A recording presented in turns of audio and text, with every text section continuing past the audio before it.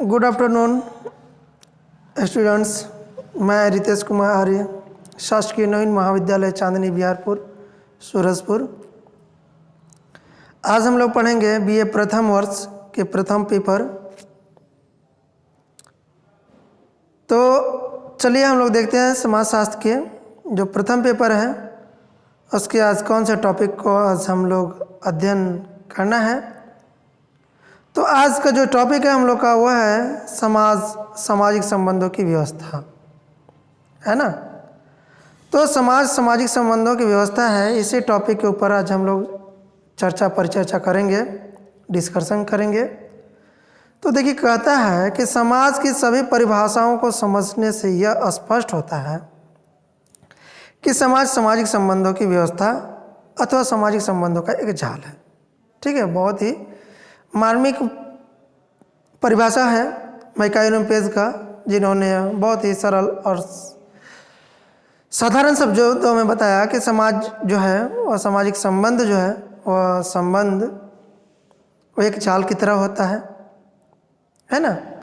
अर्थात जो समाज की संबंधों की जो व्यवस्था है वह व्यवस्था सामाजिक संबंधों का एक जाल है।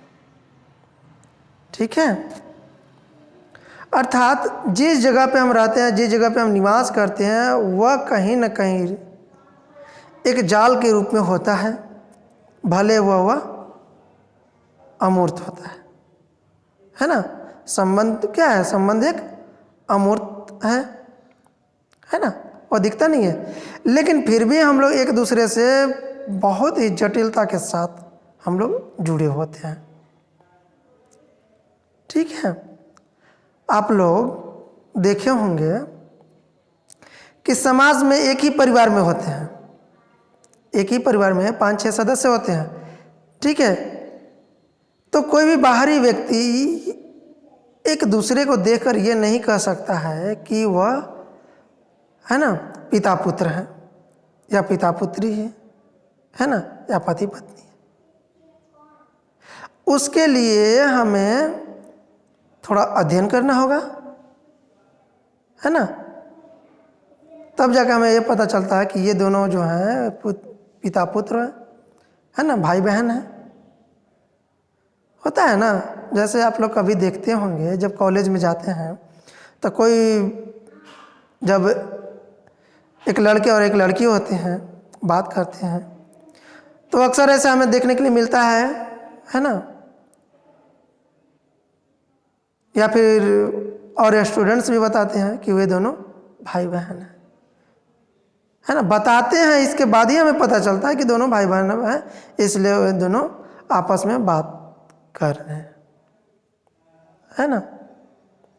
तो वही कहता है कि जो समाज है ना, वह समाज का जो संबंध है और संबंधों का जो व्यवस्था है वह एक जाल के साथ होता है। जाल जानते हैं ना, जाल, नेट, जिसके द्वारा मछली को पकड़ा जाता है। या फिर आप देखे होंगे जाल कहाँ पे है? जब आप सर्कस में जाते हैं, है ना। नेट वो क्या होता है? एक धागा होता है और वही एक धागा जो होता है ना उस पूरे जाल को तैयार करता है। ठीक है, और वह यदि जाल का एक धागा टूट जाए ना तो जाल समाप्त हो जाता है, वो नष्ट हो सकता है ना, विघटित हो सकता है। समझ रहे हैं? इसीलिए जब समाज में जब संबंध का जब विघटन होता है तो समाज में हरास्य उत्पन्न होने लगता है और समाज में विकृतियां फैलने लगती है। ठीक है, अर्थात आप देखे होंगे कि जब समाज में, जब कोई परिवार में जब संबंध टूटता है तो वह परिवार भी बिखर जाता है। लेकिन जब संबंध एक दूसरे का प्रगाढ़ता के साथ जुड़ा हुआ होता है, पारस्परिक रूप से जुड़ा हुआ होता है, तो वह परिवार उतना ही दृढ़ता के साथ, है ना, जुड़ा हुआ होता है।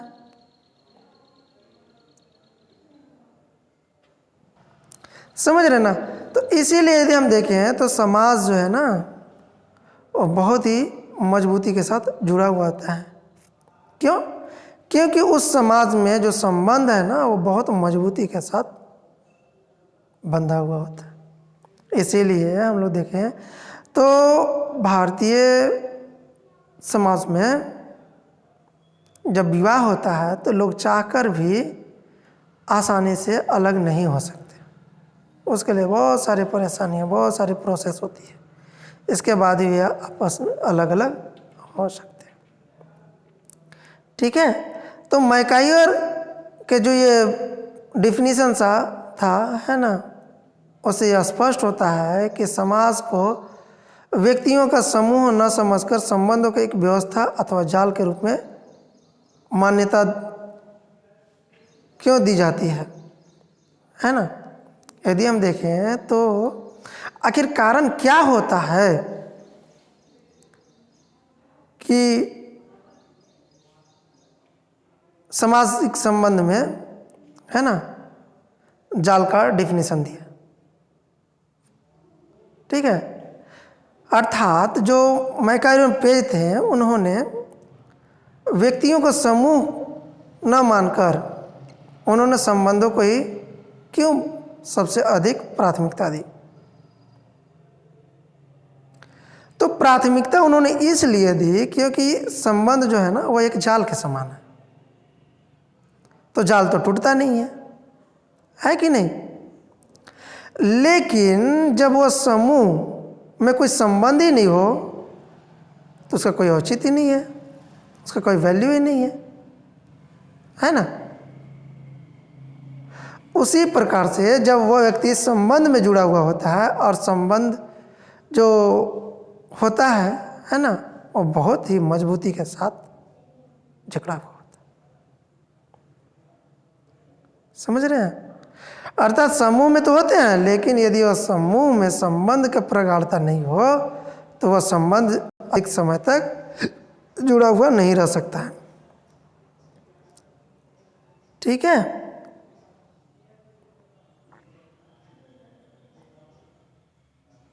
तो कहता है कि सर्वप्रथम यह स्पष्ट कर लिया जाए कि सामाजिक संबंध का तात्पर्य किस प्रकार के संबंधों से है ना। जो सामाजिक संबंध है उसका तात्पर्य किस प्रकार के संबंधों से है। इसके बाद ही यह समझा जा सकता है कि सामाजिक संबंध किस प्रकार सामाजिक जैसे जटिलता, व्यापक और परिवर्तनशील व्यवस्था का निर्माण करते हैं। ठीक है, तो यह दृष्टिकोण से समाज की समाज शास्त्रीय अवधारणा को समझना कुछ मुख्य पहलुओं पर विचार किया जाना चाहिए। ठीक है, जो समाज शास्त्रीय अवधारणा है उसके कुछ पहलू हैं, उस पहलू के ऊपर हमें अध्ययन करना पड़ेगा, तब जाकर हम और अधिक गहराईता के साथ हम समझ पाएंगे कि सामाजिक जो है वह सामाजिक संबंधों की क्या व्यवस्था है। ठीक है, तो देखिए पहला कहता है कि सामाजिक संबंध का अर्थ है ना। तो देखिए कहता है कि समाज शास्त्रीय अर्थ में सामाजिक संबंध का तात्पर्य उन संबंधों से होता है जो व्यक्तियों द्वारा जागरूकता की दशा में स्थापित की जाए, है ना। अर्थात जो सामाजिक संबंध है वह सामाजिक संबंध जो है व्यक्तियों को जागरूक की दशा में स्थापित करना होगा, है ना। यदि व्यक्ति जानना चाहता है कि हमारा सामाजिक संबंध क्या है तो उसके लिए पहले व्यक्ति को जागरूक होना पड़ेगा, है ना। और उसके लिए वह जब जागरूक होगा तब फिर उसके संबंध को बताना होगा, है ना। जैसे हम देखें तो एक बच्चा जो होता है वह अननोन होता है, वह नहीं जानता है कि मेरा किस व्यक्ति के साथ क्या संबंध है। तो उसको हम लोग जागरूक करते हैं, बताते हैं, है ना, कि बेटा ये तुम्हारी पापा हैं, है ना। हम लोग तो जानते हैं कि जब बच्चा जन्म लेता है तो सर्वप्रथम अपनी माँ के गोद में होता है, तो वहाँ से उसे ये पता चल जाता है कि ये मेरी माँ है।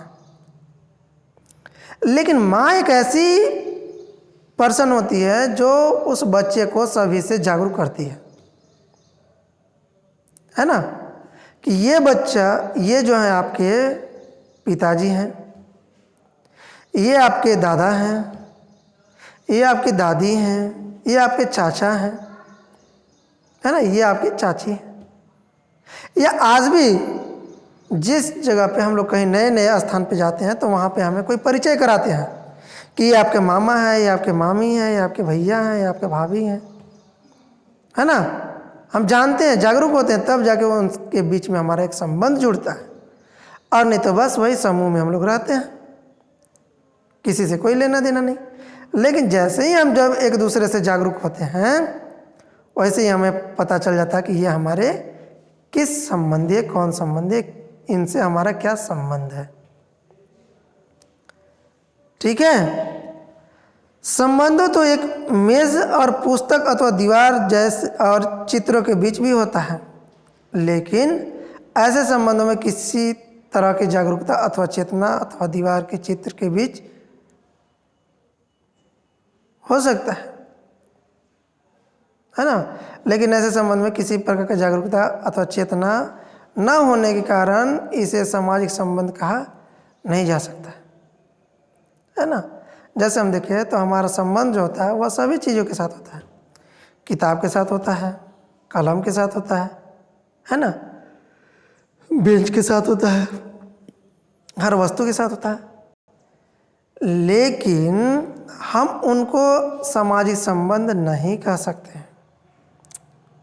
ठीक है, उसको हम लोग भौतिक संबंध कहते हैं। समझ रहे हैं। अर्थात जब हमारे पास यदि घड़ी है, कलम है, कॉपी है, किताब है, तो उसका संबंध तो मेरे साथ है ही, लेकिन वह संबंध सामाजिक संबंध नहीं कहलाएंगे। वह संबंध जो है वह आपका भौतिक संबंध कहलाएगा। ठीक है।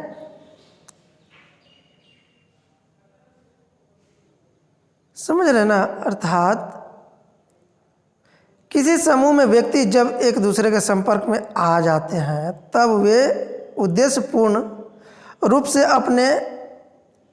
अपनी आवश्यकताओं को पूरा करने के लिए विभिन्न प्रकार के संबंधों, कुछ नियमों से बंधे रहते हैं, है ना। ये भी हम लोग जानते हैं कि जब हमें कोई अपनी आवश्यकता को पूरा करना होता है तो हम किसी न किसी से क्या करते हैं, संबंध जोड़ते हैं, है ना। और संबंध जोड़कर ही अपनी आवश्यकताओं को पूरा करते हैं। ठीक है। तो वो संबंध हम देखिए तो किसी के साथ भैया का संबंध होता है, किसी के साथ भाभी का संबंध होता है, अंकल का संबंध होता है, आंटी का संबंध होता है, तो किसी को हम गुरु के संबंध में डिनोट करते हैं, है ना, जोड़ते हैं। लेकिन हम अपनी आवश्यकताओं को पूरा करते हैं। ठीक है।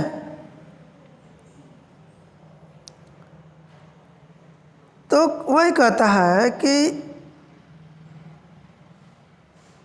कुछ नियम से भी बंधे हुए होते हैं जिसके आधार से लोग अपनी आवश्यकताओं को पूरा करते हैं और अपने एक दूसरे को सहयोग करते हैं। ठीक है। यह नियम अनेक रीतियों, अधिकार, व्यवस्था तथा नियंत्रण के साधनों के रूप में होता है। ठीक है। जो रीति रिवाज होते हैं, जो व्यवस्था होती है, उसका भी एक नियंत्रण के साधन होते हैं, है ना।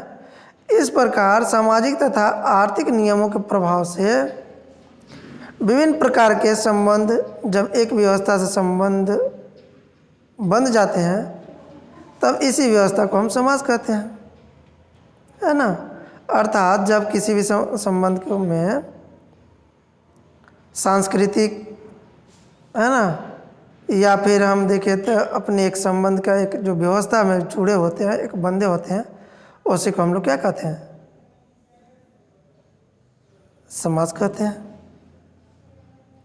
है ना। समाज मतलब कि हम जिन व्यक्तियों के साथ जुड़ते हैं उनके साथ हमारा एक उद्देश्य होता है और उस उद्देश्य को प्राप्त करने के बाद हम उनसे फिर पुनः जुड़ते रहते हैं, और वही जो जुड़ा हुआ है ना वो हमारा समाज कहलाता है।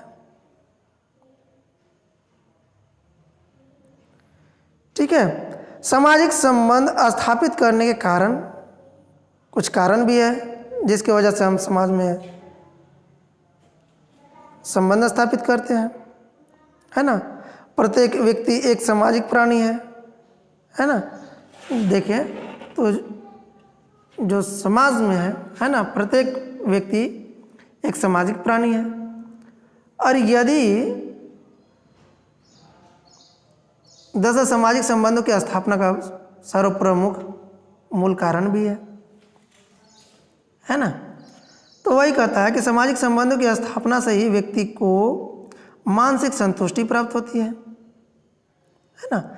जिस सामाजिक संबंध से हम एक दूसरे को जुड़ते हैं वही संबंध जो है हमारा मानसिक संतुष्टि प्राप्त भी करता है। ठीक है। दूसरा हम देखें तो संबंधों की सहायता से ही व्यक्ति अपने विशेष हितों को पूरा कर सकता है।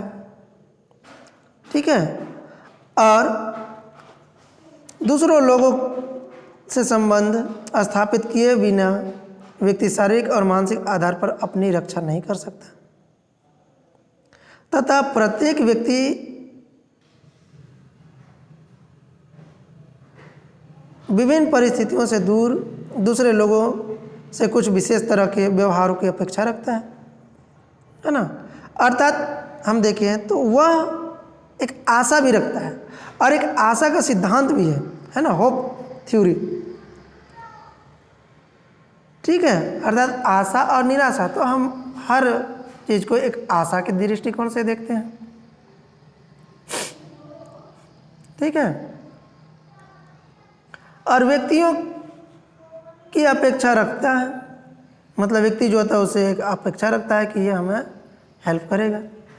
उदाहरण के लिए हम देखें तो सभी लोग अपनी जैविक आवश्यकता को पूरा करने के लिए पारिवारिक, वैवाहिक एवं मानसिक संबंधों की स्थापना करते हैं। ठीक है। जो भी अपनी आवश्यकता होती है, जैविक आवश्यकता है ना, या फिर मूलभूत आवश्यकता है, उसके लिए भी पूरा करने की कोशिश करते हैं। वो आपका आर्थिक होता है, राजनीतिक हो, धार्मिक हो, है ना, और दूसरे क्षेत्रों में विभिन्न व्यक्तियों के साथ संबंध स्थापित करते हैं। कुछ व्यक्तियों ने नेतृत्व करने तथा अपने प्रभुत्व स्थापित करने की विशेष क्षमता होती है। कुछ व्यक्ति में जो है आपका नेतृत्व करने की तथा प्रभुत्व स्थापित करने की विशेषता होती है। इस क्षमता का उपयोग भी दूसरे व्यक्तियों से संबंध स्थापित करने की किया जाता है, और इस प्रकार स्पष्ट होता है कि जैसे जटिल समाज में विभिन्न दशाएं हमारे प्रकार हजारों प्रकार के संबंधों को विकसित करते हैं, है ना। तीसरा है आपका सामाजिक संबंधों की व्यापकता, है ना। सामाजिक संबंधों का क्षेत्र इतना व्यापक है कि विभिन्न प्रकार के संबंधों की कोई निश्चित सूची नहीं बनाई जा सकती। ठीक है। आरंभ में यह संबंध केवल परिवार, खेल तथा साथियों तथा पड़ोस से ही स्थापित होते हैं, लेकिन व्यक्तियों की आवश्यकता बढ़ती जाती है ना। जैसे संबंधों के क्षेत्र का भी विस्तार होता है। डेविड के कथन है कि एक छोटे से परिवार में माता पिता, भाई बहनों तथा दूसरे संबंधों के बीच ही 15 तरह के संबंध पाए जाते हैं। ठीक है। जो डेविस हैं उन्होंने बताया कि छोटे परिवारों में माता पिता, भाई बहन तथा एक दूसरे के संबंध के बीच लगभग 15 तरह के संबंध पाए जाते हैं। ठीक है। यदि एक परिवार में ही सामाजिक संबंधों के बीच इतनी विभिन्नता होती है तो जीवन के विभिन्न क्षेत्रों में सामाजिक संबंधों का विस्तार का अनुमान लगाना बहुत कठिन है। यह संबंध इसलिए भी और भी व्यापक हो जाता है कि एक ही संबंध कभी सहयोग पर आधारित होता है तो कभी संघर्ष पर भी आधारित होता है ना। ये जो संबंध है कभी कभी सहयोग पर भी होता है आधारित और कभी कभी संघर्ष पे होता है। ठीक है, तो कभी अनुकूलन, कभी यह संबंध प्रत्यक्ष होता है तो कभी अप्रत्यक्ष होता है। नेक्स्ट है सामाजिक संबंधों में परिवर्तनशीलता। तो सामाजिक संबंधों की एक विशेषता यह है कि प्रकृति सदैव एक जैसी नहीं रहती है। विभिन्न व्यक्तियों तथा समूहों के बीच एक समय में ही जिस तरह संबंधों की स्थापना होती है, परिस्थितियों अथवा तथा आवश्यकताओं के बदलाव जाने पर उसकी प्रकृति में परिवर्तन लाने लगता है ना। जैसे जैसे समाजों में मूल्यों के परिवर्तन होता है, सामाजिक संबंधों की प्रकृति में भी परिवर्तन स्पष्ट होने लगता है। ठीक है, सामाजिक संबंधों की व्यवस्था। तो देखिए सामाजिक संबंधों की व्यवस्था में कहता है कि यह स्पष्ट है कि एक और सामाजिक संबंधों का क्षेत्र बहुत व्यापक है तथा दूसरी ओर यह सभी संबंधों में परिवर्तनशील होता है। इसके बाद भी विभिन्न दशाओं में व्यक्ति जिस संबंध से संबंधित संबंधों की स्थापना करते हैं वे मनमान नहीं अथवा निरंकुश नहीं होते। ठीक है, किसी भी संबंधों की स्थापना करते समय व्यक्ति को अपने अधिकारों तथा कर्तव्यों का स्थान रखता पड़ता है। अनेक परंपराएं, प्रथाएं, लोकाचार तथा सांस्कृतिक नियम व्यक्ति को न केवल एक विशेष ढंग से प्रत्येक संबंध स्थापित करने का निर्देश देता है बल्कि ऐसे संबंधों को स्थापित करने से रोकते भी हैं जिन्हें सांस्कृतिक नियमों के विरुद्ध समझी जाती है। जो व्यक्ति सामाजिक मूल्यों का उल्लंघन करके संबंधों के स्थापित करते हैं उन्हें नियंत्रण की एक व्यवस्था के द्वारा निर्धारित दंड दिया जाता है तथा सामाजिक मूल्यों का पालन करने वाले लोगों को तरह तरह की प्रेरणाएं और सामाजिक पुरस्कार दिए जाते हैं। इस तरह सामाजिक संबंध एक व्यापक में बंधे जाते हैं और इस व्यवस्था को हम समाज कहते हैं। ठीक है, समाज व्यक्तियों का समूह क्यों नहीं है? ठीक है, समाज जो है व्यक्तियों का समूह क्यों नहीं है, तो इसके पीछे रीजन जो है वो कहता है कि एक जैविक प्राणी के रूप में सभी व्यक्तियों एक दूसरे के समान है। केवल सामाजिक संबंधों के द्वारा ही व्यक्ति एक दूसरे व्यक्तित्व विकास करता है। इसका तात्पर्य है कि सामाजिक ढांचे को हम व्यक्ति के आधार पर नहीं बल्कि सामाजिक संबंधों के आधार पर ही स्पष्ट कर सकते हैं। ठीक है, अर्थात समाज जो है वहाँ पे हम सिर्फ व्यक्तियों के समूह के आधार पर नहीं बल्कि उनके समाज संबंधों के आधार पर कर सकते हैं। सामाजिक ढांचे को हम व्यक्ति के आधार पर नहीं बल्कि सामाजिक संबंधों के आधार पर ही स्पष्ट कर सकते हैं। ठीक है,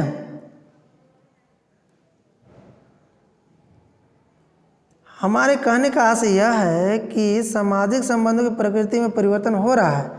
व्यवहारिक रूप से भी हम यह पाते हैं कि स्वतंत्रता से पहले तक सरकार और देशवासियों के बीच जो संबंध थे आज वे बिल्कुल बदल गए हैं। आज के 6 दशक पहले माता पिता और बच्चे के बीच, अध्यापक और शिष्य के बीच से संबंध थे वे आज नहीं रहे। इसी तरह आर्थिक, राजनीतिक और सांस्कृतिक क्षेत्रों में भी संबंधों के प्रकृति में एक बड़े परिवर्तन देखने को मिलता है। ठीक है, और इससे स्पष्ट होता है कि सामाजिक ढांचे में होने वाले परिवर्तन की विवेचना व्यक्ति के आधार पर नहीं बल्कि सामाजिक संबंधों में होने वाले परिवर्तन के आधार पर ही कर सकते हैं। और यही कारण है कि समाज में व्यक्तियों का समूह न मानकर सामाजिक संबंधों की एक व्यवस्था के रूप में परिभाषित किया जा सकता है। ठीक है, अर्थात यदि हम देखें तो समाज का ढांचा बदल रहा है ना। जो स्ट्रक्चर है, जो समाज के जो संरचना है वो बदलते हुए बढ़ रहा है। ठीक है, तो हम समाज के किसी समूह का अध्ययन नहीं करेंगे, बल्कि समाज के समूह में जो संबंध पाए जाते हैं ना, उसका हम लोग अध्ययन करेंगे। तो आज का वीडियो हम लोग यहीं पे कंप्लीट करते हैं। नेक्स्ट वीडियो में हम लोग पुनः मिलेंगे एक नए टॉपिक के साथ। Thank you all of you.